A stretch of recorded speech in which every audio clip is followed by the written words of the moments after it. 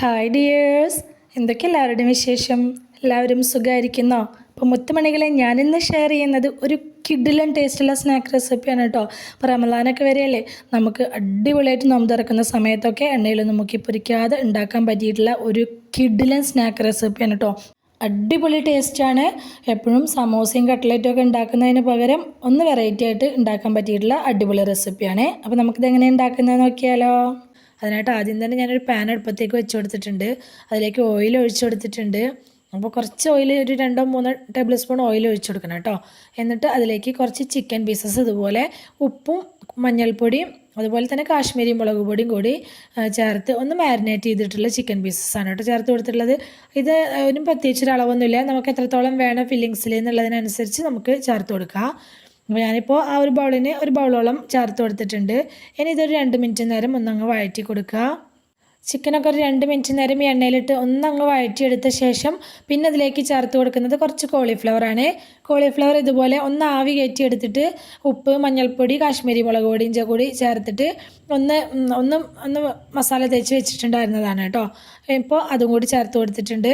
ഇനി ഇത് നന്നായിട്ടൊന്ന് ഫ്രൈ ആയി വരുന്നത് വരെ നമുക്കിതൊന്ന് വഴറ്റിയെടുക്കുക. ഞാനിപ്പോൾ കുറച്ച് ഓയിൽ ഒഴിച്ചിട്ടാണ് വഴറ്റിയെടുത്തിട്ടുള്ളത്, ഫ്രൈ ചെയ്തെടുത്തിട്ടുള്ളത്. നിങ്ങൾക്ക് കുറച്ചധികം ഓയിൽ ഒഴിച്ചാണ് ചെയ്യണമെങ്കിൽ അങ്ങനെ ചെയ്യാം കേട്ടോ. പക്ഷേ ഞാൻ വളരെ കുറച്ച് ഓയിൽ ഒഴിച്ചിട്ടാണ് ഇത് എടുത്തിട്ടുള്ളത്. ഇതുപോലെ കോളിഫ്ലവറും ചിക്കനൊക്കെ ഒന്ന് വെന്ത് ഫ്രൈ ആയി വന്നു കഴിഞ്ഞാൽ നമുക്കത് പാനിൽ നിന്ന് എടുത്ത് മാറ്റാം. ഞാനിതപ്പോൾ പാനിൽ നിന്ന് എടുത്ത് മാറ്റിയിട്ടുണ്ട്. അതേ പാനിലേക്ക് തന്നെ ഒരു ടേബിൾ സ്പൂണോളം ബട്ടർ ചേർത്ത് കൊടുത്തിട്ടുണ്ട്. നിങ്ങൾക്ക് വേണമെങ്കിൽ ഓയിൽ തന്നെ, സൺഫ്ലവർ ഓയിൽ വേണമെങ്കിൽ ഉപയോഗിക്കാം കേട്ടോ. ഞാനിപ്പോൾ ബട്ടറാണ് ഉപയോഗിച്ചിട്ടുള്ളത്. ബട്ടറിൽ ചെയ്യുന്ന സമയത്ത് നല്ല ടേസ്റ്റാണ് കേട്ടോ. അതിലേക്ക് 1 ടേബിൾ സ്പൂൺ ഇഞ്ചി വെളുത്തുള്ളി ചതച്ചത് ചേർത്ത് കൊടുത്തിട്ടുണ്ട്. എന്നിട്ട് നന്നായിട്ടൊന്ന് വഴറ്റിയെടുക്കുക. അതിൻ്റെ ആ പച്ചമണം പോകുന്നത് വരെ നല്ലപോലെ ഒന്ന് വഴറ്റിയെടുക്കണം. ഫ്ലെയിം മീഡിയം ഫ്ലെയിമിലാക്കി വെച്ചിട്ട് വേണം കേട്ടോ വഴറ്റിയെടുക്കാനായിട്ട്, അല്ലെങ്കിൽ പെട്ടെന്ന് നിങ്ങൾ കരിഞ്ഞു പോവും. എന്നിട്ട് എരിവിന് ആവശ്യമായിട്ടുള്ള പച്ചമുളക് കുനുകുന കട്ട് ചെയ്തിട്ട് അത് ചേർത്ത് കൊടുക്കുക. ഒരു വലിയ സവാള കുനുകുന കട്ട് ചെയ്തിട്ട് അതും ചേർത്ത് കൊടുത്തിട്ടുണ്ട്. ഒപ്പം തന്നെ ഒരു വലിയ ക്യാപ്സിക്കത്തിൻ്റെ പകുതി ഭാഗം കട്ട് ചെയ്തിട്ട് അതും ചേർത്ത് കൊടുത്തിട്ടുണ്ട്. ഇനി ഇത് നന്നായിട്ടൊന്ന് വഴറ്റിയെടുക്കണം. എന്നാൽ വെന്ത് ഉടഞ്ഞു പോവുകയും ചെയ്യരുത് കേട്ടോ. ക്യാപ്സിക്കൊക്കെ ഒന്നങ്ങ് വാടി കിട്ടിയാൽ മാത്രം മതി. അതുവരെ നമുക്കിതൊന്ന് വഴറ്റി കൊടുക്കാം. ഇതപ്പോൾ ഒന്നങ്ങ് വാടി വന്നിട്ടുണ്ട്. ആ സമയത്ത് ഞാൻ 1/2 ടീസ്പൂൺ കാശ്മീരി മുളക് പൊടി ചേർത്ത് കൊടുത്തിട്ടുണ്ട്. എന്നിട്ട് ഒന്നങ്ങ് വഴറ്റിയെടുക്കുന്നുണ്ട്. പിന്നെ അതിലേക്ക് നമുക്ക് എരിവിന് ആവശ്യമായിട്ടുള്ള കുരുമുളക് പൊടി ചേർത്ത് കൊടുക്കണം. ഞാൻ അതും ഒരു 1/2 ടീസ്പൂൺ ചേർത്ത് കൊടുത്തിട്ടുണ്ട്. അപ്പോൾ പൊടികളൊക്കെ നിങ്ങളുടെ ഇഷ്ടത്തിനനുസരിച്ച് ചേർത്ത് കൊടുക്കുക കേട്ടോ. അപ്പോൾ മഞ്ഞൾപ്പൊടിയൊന്നും ഞാൻ ഇതിലേക്ക് ചേർക്കുന്നില്ല. എന്നിട്ട് പൊടികളുടെ പച്ചമണം പോകുന്നത് വരെ നമുക്കിതൊന്ന് നല്ല പോലെ ഒന്ന് വഴറ്റിയെടുക്കണം. പൊടികളുടെയൊക്കെ പച്ചമണം പോയി അത് എണ്ണയിൽ കിടന്ന് ഒന്ന് മൊരിഞ്ഞ് വന്ന ശേഷം ഇതിലേക്ക് 1 ടേബിൾ സ്പൂണോളം കോൺഫ്ലോറാണ് ഞാൻ ചേർത്ത് കൊടുത്തിട്ടുള്ളത്. നിങ്ങൾക്ക് വേണമെങ്കിൽ മൈദപ്പൊടി വേണമെങ്കിലും ചേർത്ത് കൊടുക്കുക. ഏതാണോ കയ്യിലുള്ളത് അത് ചേർത്ത് കൊടുക്കുക. എന്നിട്ട് ആ പൊടിയുടെ പച്ചമണം പോകുന്നത് വരെ ഒന്നങ്ങ് വഴറ്റിക്കെടുക്കുക. 1 മിനിറ്റ് നേരമൊക്കെ ഒന്ന് വഴറ്റിയെടുത്താൽ മതിയാവും കേട്ടോ. കോൺഫ്ലോർ ചേർത്ത് അതിൻ്റെ പച്ചമണം പോകുന്നത് വരെ ഒന്ന് വഴറ്റിയെടുത്ത ശേഷം പിന്നെ അതിലേക്ക് ചേർത്ത് കൊടുക്കുന്നത് പാലാണ്. അപ്പോൾ ഞാൻ ആദ്യം കുറച്ച് പാല് ചേർത്ത് കൊടുത്തിട്ട് ഒന്നങ്ങ് ഇളക്കിയെടുത്തിട്ടുണ്ട്. എന്നിട്ട് വീണ്ടും കുറച്ച് പാലും കൂടി ചേർത്ത് കൊടുക്കുന്നുണ്ട്.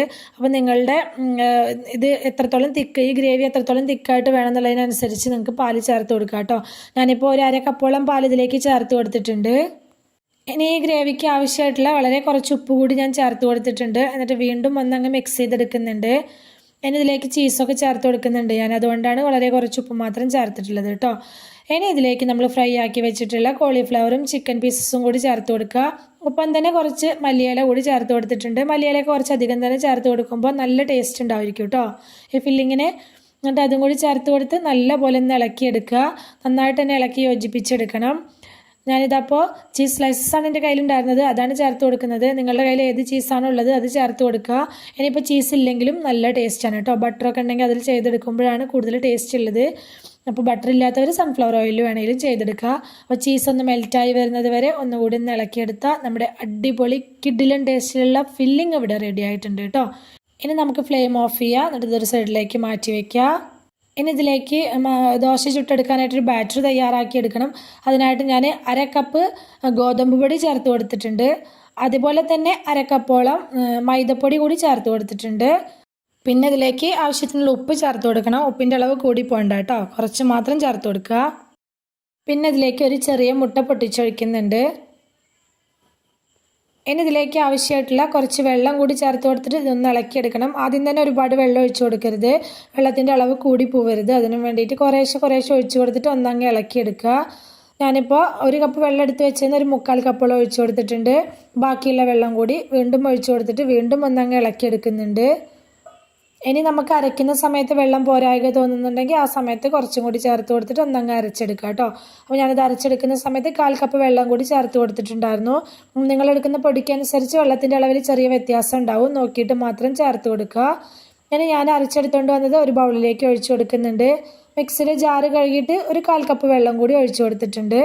എന്നിട്ട് ഇത് നന്നായിട്ടൊന്ന് ഇളക്കി യോജിപ്പിച്ചെടുക്കണം. ഇത് ഈ ഒരു കൺസിസ്റ്റൻസിയിൽ വേണം നമുക്ക് നമ്മുടെ മാവ് കിട്ടാനായിട്ട്. ഒരുപാട് ലൂസായി പോവുകയും ചെയ്യരുത്, ഒരുപാട് അങ്ങ് ടൈറ്റായി പോവുകയും ചെയ്യരുത് കേട്ടോ. ഇത് നമ്മുടെ ദോശമാവിനൊക്കെ കലക്കിയെടുക്കുന്ന പോലെ തന്നെ. ഇനി നമുക്കിത് അപ്പം തന്നെ ചുട്ടെടുക്കുക. അതിനായിട്ട് ഒരു ദോശച്ചട്ടി വെച്ച് കൊടുത്തിട്ടുണ്ട്. ചട്ടി ചൂടായി വന്ന സമയത്ത് ഇതുപോലെ ഓരോ ദോശയായിട്ട് കനം കുറച്ച് ചുട്ടെടുക്കുക. കുറച്ച് വലുപ്പത്തിലുള്ള ദോശയായിട്ടാണ് ഞാൻ ചുട്ടെടുത്തിട്ടുള്ളത് കേട്ടോ. ഇനി ഒരു സൈഡ് ആയി വരുന്ന സമയത്ത് ഇതൊന്നങ്ങ് തിരിച്ചിട്ട് കൊടുക്കുക. തിരിച്ചിട്ട് കൊടുത്തിട്ട് ഒരു 2-3 സെക്കൻഡ് വെച്ചിരുന്നാൽ മതി കേട്ടോ, ഒരുപാട് സമയം വെക്കേണ്ട ആവശ്യമൊന്നുമില്ല. ഇതിന് ചുട്ട് വെക്കുന്ന സമയത്ത് ഒന്നിൻ്റെ മുകളിൽ ഒന്നായി വെച്ച് കൊടുക്കുന്ന സമയത്ത് ഒട്ടിപ്പിടിക്കേണ്ടെന്ന് വിചാരിച്ചിട്ടാണ് കേട്ടോ ഞാൻ അങ്ങനെ ചെയ്തിട്ടുള്ളത്. ഇതപ്പോൾ ഒരു ദോശ ആയിട്ടുണ്ട്.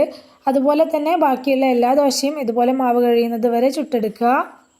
പിന്നെ സബ്സ്ക്രൈബ് ചെയ്യാതെ കാണുന്ന നമ്മുടെ പുതിയ കൂട്ടുകാർ ആരെങ്കിലും വീഡിയോ കാണുന്നുണ്ടെങ്കിൽ പ്ലീസ് ഒന്ന് സബ്സ്ക്രൈബ് ചെയ്ത് സപ്പോർട്ട് ചെയ്യണം കേട്ടോ. കൂടെയുള്ള ബെൽ ബട്ടണും കൂടി ഒന്ന് ക്ലിക്ക് ചെയ്ത് വയ്ക്കുകയാണെങ്കിൽ ഞാനിടുന്ന പുതിയ വീഡിയോസിൻ്റെയൊക്കെ നോട്ടിഫിക്കേഷൻ നിങ്ങൾക്ക് കിട്ടുന്നതായിരിക്കും. ഇതപ്പോൾ ഞാൻ ദോശ മുഴുവനും ചുട്ടെടുത്തിട്ടുണ്ട്. ശേഷം ഇതുപോലെ ഓരോ ദോശയും തിരിച്ചിട്ട് കൊടുക്കുക. എന്നിട്ട് കത്തിയോ ഇതുപോലെ എന്തെങ്കിലും ഒരു പിസ്സ കട്ടറോ അങ്ങനെ എന്തെങ്കിലും വെച്ചിട്ട് ഇതുപോലെ ഒന്ന് പകുതിക്കെന്ന് വെച്ചിട്ട് വീഡിയോയിൽ കാണിച്ചിട്ടുള്ള പോലെ ഒന്ന് കട്ട് ചെയ്ത് വെക്കുക.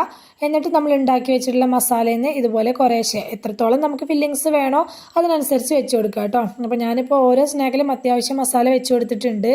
എന്നിട്ട് ഇതുപോലെ കുറച്ച് മൈദപ്പൊടി കലക്കിയതോ അല്ലെങ്കിൽ നമ്മൾ ദോശ ബാറ്റർ ഉണ്ടാക്കിയിട്ടില്ലേ അതൊന്ന് കുറച്ച് മാറ്റി വെച്ചിട്ട് ഇതുപോലെ ഒന്ന് എല്ലാ സൈഡിലും ഒന്ന് ആക്കി കൊടുക്കുക. അത്യാവശ്യത്തെ എല്ലായിടത്തും ഒന്ന് ആക്കി കൊടുക്കുക. ഇതുപോലെ നമ്മൾ കട്ട് ചെയ്ത് വെച്ചതിൻ്റെ മറ്റേ ഭാഗത്തും കുറച്ചാക്കി കൊടുക്കണം കേട്ടോ. എന്നിട്ട് ഈ വീഡിയോയിൽ കാണുന്ന പോലെ ഇതങ്ങ് മടക്കി എടുക്കുക. മടക്കിയെടുക്കുന്ന സമയത്ത് ഇതുപോലെ അറ്റവശം ഒന്നങ്ങ് ഒട്ടിച്ചൊട്ടിച്ച് കൊടുത്താൽ മതി കേട്ടോ. പെട്ടെന്ന് തന്നെ ഒട്ടിയിരിക്കും. ഇനിയിപ്പോൾ മൈദപ്പൊടി നമ്മൾ കലക്കി ആക്കിയിട്ടില്ലെങ്കിൽ പോലും അത് ഒട്ടിയിരിക്കും. എന്നാലും ഒന്ന് ഒരു വിട്ട് പോരണ്ടെന്നും വിചാരിച്ചിട്ട് ഞാൻ ആക്കിയെടുത്തിട്ടില്ല കേട്ടോ. ഞാനിപ്പോൾ ഫില്ലിങ്സ് വെച്ച് കൊടുത്തത് കൂടുതലായിരുന്നു.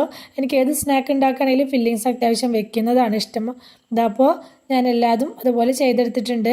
ഇനി ഞാൻ ദോശ ചുട്ട് അതേ ദോശച്ചട്ടി തന്നെ സ്റ്റവിൻ്റെ മുകളിലേക്ക് വെച്ച് കൊടുത്തിട്ട് അതിലേക്ക് 1 ടേബിൾ സ്പൂണോളം ബട്ടർ ചേർത്ത് കൊടുത്തിട്ടുണ്ട്. ആ ബട്ടർ ഒന്ന് മെൽറ്റായി വന്ന സമയത്ത് അത് ആ ചട്ടിയുടെ എല്ലാ വശത്തേക്കും ഒന്ന് ആക്കി കൊടുക്കുക.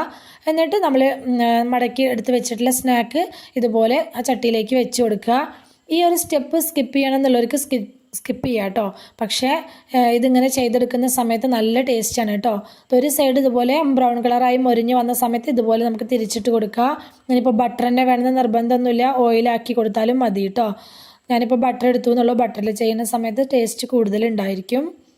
എന്നിട്ട് ഒരു സൈഡ് ആയിക്കഴിഞ്ഞാൽ തിരിച്ചിട്ട ശേഷം മറ്റേ സൈഡും ഇതുപോലെ ഗോൾഡൻ കളർ ആവുന്നത് വരെ നമുക്ക് വെയിറ്റ് ചെയ്യുക. അങ്ങനെ ഗോൾഡൻ കളർ ആയിക്കഴിഞ്ഞാൽ നമുക്കിത് സ്റ്റൗവിൽ നിന്ന് മാറ്റി വയ്ക്കാം കേട്ടോ. ചൂടോടുകൂടി കഴിക്കാനായിട്ട് കിഡിലൻ ടേസ്റ്റാണ്, ഒരു രക്ഷയില്ല കേട്ടോ, അടിപൊളിയാണ്. തീർച്ചയായിട്ടും നിങ്ങൾ ട്രൈ ചെയ്ത് നോക്കണേ, എല്ലാവർക്കും ഇഷ്ടമാവും. അതിൻ്റെ ഫില്ലിങ്സൊക്കെ നല്ല ടേസ്റ്റ് ഉണ്ട്. അപ്പോൾ വീഡിയോ ഇഷ്ടമായിട്ടുണ്ടെങ്കിൽ എല്ലാവരും ലൈക്ക് ചെയ്യണേ. നിങ്ങളുടെ അഭിപ്രായങ്ങളൊക്കെ കമൻറ്റായിട്ട് പറയണം. റെസിപ്പീസൊക്കെ ട്രൈ ചെയ്ത് നോക്കുന്നവർ അതിൻ്റെ അഭിപ്രായങ്ങളൊക്കെ കമൻറ്റായിട്ട് പറയണം കേട്ടോ. റെസിപ്പി ഇഷ്ടമായിട്ടുണ്ടെങ്കിൽ അത് നിങ്ങളുടെ ഫ്രണ്ട്സിനോ ഫാമിലിക്കോ ഒക്കെ ഒന്ന് ഷെയർ ചെയ്ത് കൊടുക്കുക കൂടി വേണേ. ഇതുവരെ കൂടെ നിന്ന് സപ്പോർട്ട് ചെയ്തിട്ടുള്ള എൻ്റെ എല്ലാ മുത്തുമണികൾക്കും ഒരുപാട് നന്ദി. എന്നാൽ ശരി, സിമ്പിൾ ആൻഡ് ടേസ്റ്റി റെസിപ്പിയുമായി ഞാൻ വീണ്ടും വരാം. ബൈ.